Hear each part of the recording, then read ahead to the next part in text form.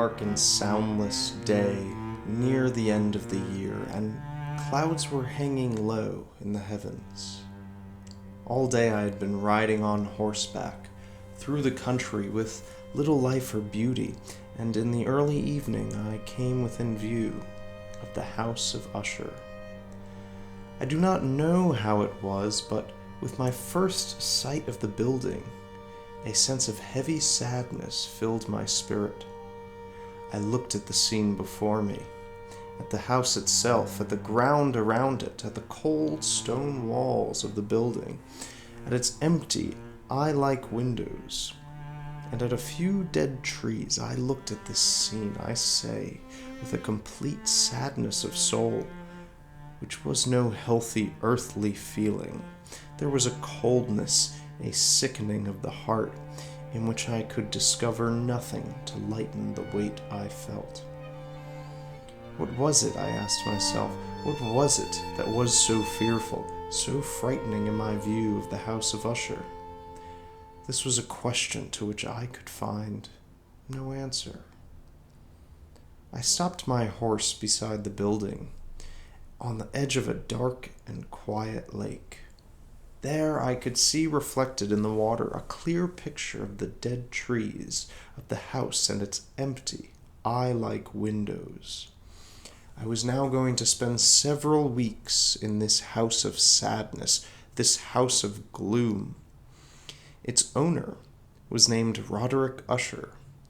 We had been friends when we were boys, but many years had passed since our last meeting. A letter from him had reached me, a wild letter, which demanded that I reply by coming to see him. He wrote of an illness of the body, of a sickness of the mind, and of a desire to see me, his best, and indeed his only friend. It was the manner in which all this was said. It was the heart in it which did not allow me to say no. Although as boys we had been together, I really knew little about my friend. I knew, however, that his family, a very old one, had long been famous for its understanding of all the arts, and for many quiet acts of kindness to the poor. I had learned, too, that the family had never been a large one, with many branches. The name had passed always from father to son, and when people spoke of the House of Usher, they included both the family and the family home. I again looked up from the picture of the house reflected in the lake to the house itself. A strange idea grew in my mind, an idea so strange that I tell it only to show the force of the feelings which laid their weight on me. I really believed that around the whole house and the ground around it, the air itself was different. It was not the air of heaven.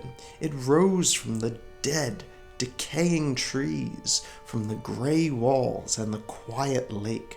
It was a sickly, unhealthy air that I could see, slow-moving, heavy, and gray. Shaking off from my spirit what must have been a dream, I looked more carefully at the building itself. The most noticeable thing about it seemed to be its great age. None of the walls had fallen, yet stones appeared to be in a condition of advanced decay. Perhaps the careful eye would have discovered the beginning of a break in the front of the building, a crack making its way from the top down the wall until it became lost in the dark waters of the lake. I rode over a short bridge to the house. A man who worked in the house, a servant, took my horse, and I entered.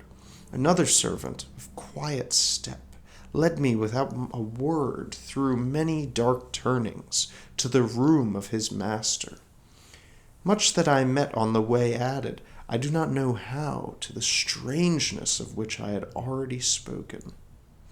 While the objects around me, the dark wall coverings, the blackness of the floors, and the things brought home from long-forgotten wars, while these things were like the things I had known since I was a baby, while I admitted that all this was only what I had expected, I was still surprised at the strange ideas which grew in my mind from these simple things. The room I came into was very large and high. The windows were high and pointed at the top, and so far above the black floor that they were quite out of reach. Only a little light, red in color, made its way through the glass, and served to lighten the nearer and larger objects. My eyes, however, tried and failed to see into the far, high corners of the room. Dark coverings hung upon the walls. The many chairs and tables had been used for a long, long time. Books lay around the room, but could give it no sense of life. I felt sadness hanging over everything. No escape from this deep, cold gloom seemed possible. As I entered the room, Usher stood up from where he had been lying and met me with a warmth which at first I could not believe was real. A look, however, at his face told me that every word he spoke was true. We sat down, and for some moments, while he said nothing, I looked at him with a feeling of sad surprise. Surely no man had ever changed as Roderick Usher had. Could this be the friend of my early years? Is it true that his face had always been unusual? He had gray-white skin, eyes large and full of light, lips not bright in color, but of a beautiful shape, a well-shaped nose, hair of great softness, a face that was not easy to forget. And now the increase in this strangeness of his face had caused so great a change that I almost did not know him. The horrible white of his skin and the strange light in his eyes surprised me and even made me afraid. His hair had been allowed to grow, and in its softness it did not fall around his face, but seemed to lie upon the air.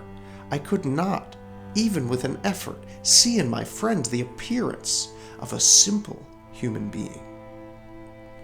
In his manner, I saw at once changes came and went, and I soon found that this resulted from his attempt to quiet a very great nervousness. I hadn't indeed been prepared for something like this, partly by his letter and partly by remembering him as a boy. His actions were first too quick, and then too quiet. Sometimes his voice, slow and trembling with fear, quickly changed to a strong, heavy, carefully spaced, too perfectly controlled manner. It was in this manner that he spoke of the purpose of my visit, of his desire to see me, and of the deep delight and strength he expected me to give him. He told me what he believed to be the nature of his illness. It was, he said, a family sickness, and one from which he could not hope to grow better. But it was, he added at once, only a nervous illness, which would without doubt soon pass away. It showed itself in a number of strange feelings. Some of these, as he told me of them, interested me, but were beyond my understanding. Perhaps the way in which he told me of them added to their strangeness. He suffered much from a sickly increase in the feeling of all the senses.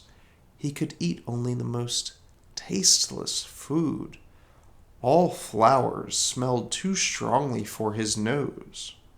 His eyes were hurt by even a little light, and there were few sounds which did not fill him with horror. A certain kind of sick fear was completely his master. "I shall die," he said. "I shall die. I must die of this fool's sickness. In this way, and no other way, I shall be lost. I fear what will happen in the future, not for what happens, but for the result of what happens. I have indeed no fear of pain, but only fear of its result, of terror. I feel that the time will soon arrive when I must lose my life and my mind and my soul together in some last battle with that horrible enemy